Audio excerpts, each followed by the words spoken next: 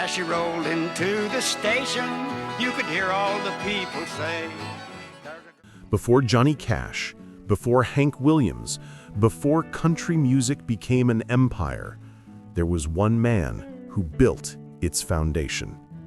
His name was Roy Acuff. They called him the king of country music. He was the voice that turned small-town stories into national anthems. The man who brought fiddles, heartbreak, and faith to the world stage. And for decades, every rising star in Nashville owed a piece of their success to him. But then he vanished. No scandal, no farewell tour, no grand goodbye. Just a quiet fade into history, as if the man who built the house of country music had been gently erased from its memory. What happened to Roy Acuff? How did a man who stood at the center of the Grand Ole Opry, the heartbeat of America's sound, become a ghost in the very world he helped create? Tonight, we uncover the story of a legend who gave his life to music, only to watch time move on without him. This isn't just a story about fame and loss. It's a story about legacy, sacrifice, and what happens when the lights finally go out. Because sometimes, even the brightest stars don't burn out. They simply fade. Long before he became the king of country music, Roy Acuff was just a boy from the mountains of Tennessee, shy, poor, and full of dreams. He was born in 1903 in a small log house near Maynardville. His father, a fiddler and preacher, worked the land and played music at local gatherings. His mother sang hymns in church, her voice soft and trembling, the kind that could stop a room in silence. From them, Roy learned two things: music and faith. As a child, he wasn't strong. The sun would make him dizzy, long days in the field often left him faint. When he wasn't sick, he'd sit on the porch, listening to the distant echo of fiddles from Saturday night dances. That sound, raw, imperfect, full of life, was his first taste of what music could mean to people who had nothing. But Roy didn't plan to be a musician. In his teens, he wanted to play baseball. He was good enough to dream of the big leagues. But fate had other plans. During a game in 1929, he suffered a severe sunstroke that nearly killed him. He spent months bedridden, weak, and broken. When his body healed, his spirit had changed. He picked up his father's fiddle, began playing again, and for the first time realized that music could heal what life had broken. He started performing at local fairs, small radio stations, and in the dark corners of rural Tennessee.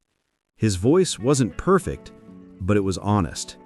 And in that honesty, people heard themselves. By the early 1930s, Roy's voice was floating through the airwaves across the South. He sang about heartbreak, God, and the everyday struggles of working people. Songs like The Great Speckled Bird and Wabash Cannonball would later define a generation, but back then, they were simply the sound of one man trying to survive. He didn't know it yet, but that humble, trembling voice from the Smoky Mountains would one day build the very foundation of American country music. By the mid-1930s, America was still crawling out of the Great Depression. The nation was tired, poor, and searching for something to believe in. And on a crackling radio frequency out of Nashville, they found a voice: Roy Acuff. He wasn't polished like the city singers. His voice quivered, his fiddle squealed, but every note carried something money couldn't buy: truth.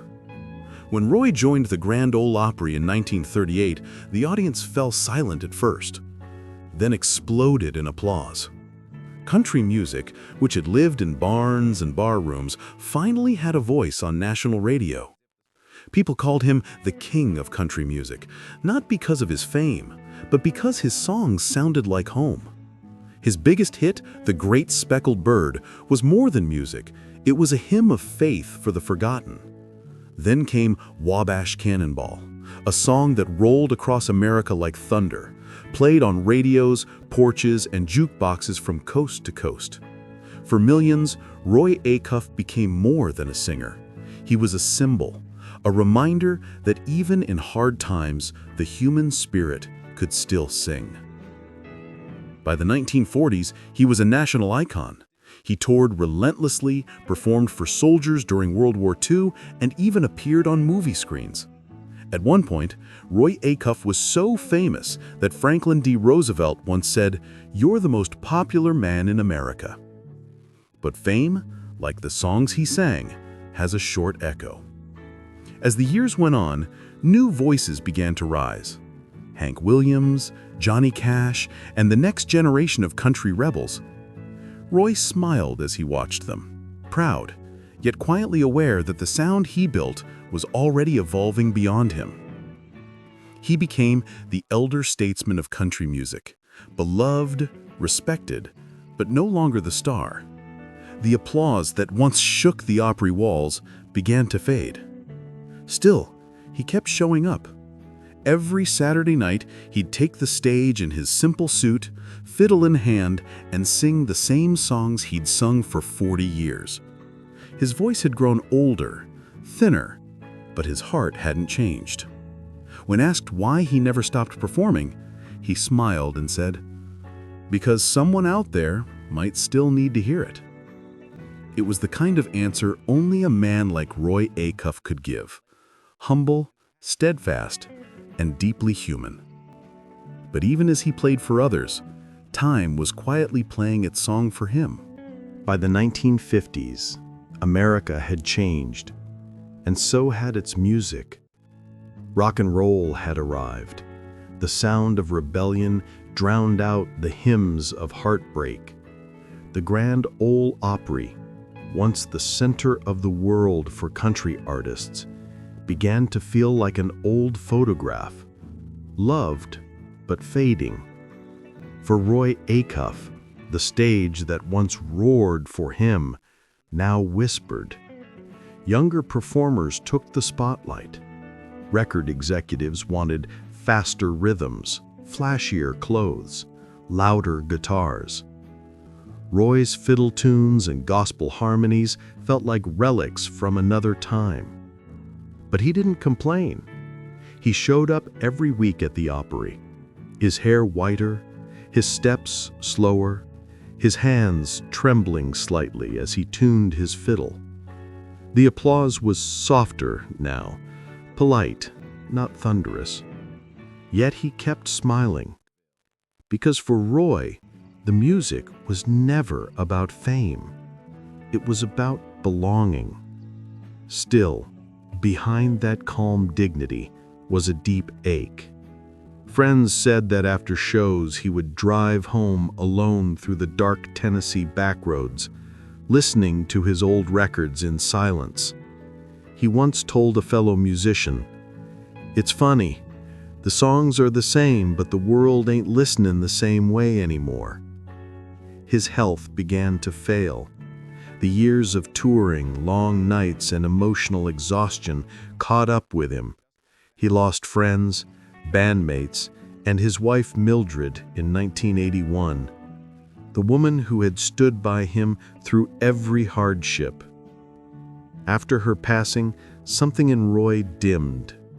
He continued to appear at the Opry, but his heart wasn't there anymore.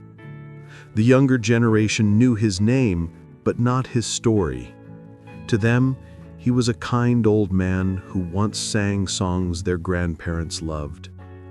Roy Acuff, the man who had built country music, was slowly becoming a ghost inside his own creation. In one of his final interviews, he said softly, "I reckon time moves on. Maybe that's how it's supposed to be. But I do hope, when they hear an old fiddle tune, they think of me." And then, one evening, under the same Opry lights that had once made him immortal, he performed Wabash Cannonball one last time. His voice cracked. His hands shook. But when the final note hung in the air, it was pure, honest, and unforgettable. The crowd rose in quiet applause, not for the performance, but for the man himself. It was the sound of goodbye. By the late 1980s, Roy Acuff was in his 80s, frail, soft-spoken, but still holding that same fiddle that once carried him to immortality. He had become the heart of the Grand Ole Opry, not as a superstar anymore, but as its soul, the living reminder of what country music used to mean. Younger artists would stop by his dressing room just to shake his hand. They called him Mr. Roy. To them, he was a relic, but a sacred one. They knew that every note they played existed because of him. Yet, when the lights dimmed, Roy often sat alone. The crowd still clapped, but fewer people truly listened. He once said, "I reckon the world's too loud now to hear a fiddle sing." That line summed up the tragedy of his final years. The man who built the sound of a nation had lived long enough to watch it forget him. In 1991, Roy suffered several strokes. The doctors told him he might not perform again, but he refused to stop. One night, against medical advice, he appeared on stage one last time at the Grand Ole Opry. His hands trembled as he lifted the fiddle. The band started, the Wabash Cannonball. Halfway through the song, his bow slipped. For a brief moment, the hall went silent. Then, the audience, thousands of people who had grown up with his music, rose to their feet. They finished the song for him. It was his final standing ovation. 2 years later, in 1992, Roy Acuff passed away at the age of 89. His death marked the end of an era, the last living bridge between country's rural beginnings and its modern empire. The news spread quietly. No parades, no national mourning, no headlines. Just a few radio tributes, a whisper through Nashville, and then silence. But for those who truly knew what he meant to American music, that silence was deafening. The world had moved on, but country music, every song, every stage, every tear, still echoed with the spirit of the man it forgot. Because legends don't die, they fade and become the air that new voices breathe. Today, the name Roy Acuff may not fill stadiums or trend on screens, but every note of country music, every fiddle cry, every line about faith, heartbreak, and home carries a piece of him. He didn't just perform country music, he defined it. He turned it from a back porch sound into the heartbeat of America. Without Roy Acuff, there might never have been Hank Williams, Johnny Cash, or Garth Brooks. He showed the world that simplicity could be powerful. The truth could be sung with nothing more than a fiddle and a prayer. When he was inducted into the Country Music Hall of Fame, he became its first living member, fitting for a man who gave the genre its soul. And even decades after his passing, every time the curtain rises at the Grand Ole Opry, his spirit is there, in the creak of the wooden stage, in the hum of the first chord, in the silence before the music begins. Roy Acuff may have been forgotten by the world for a time, but his music never forgot the people he sang for. Because legends like him don't live in headlines. They live in echoes, in stories, and in the songs that remind us where we came from. He built country music, and though time moved on, The world can never truly forget him.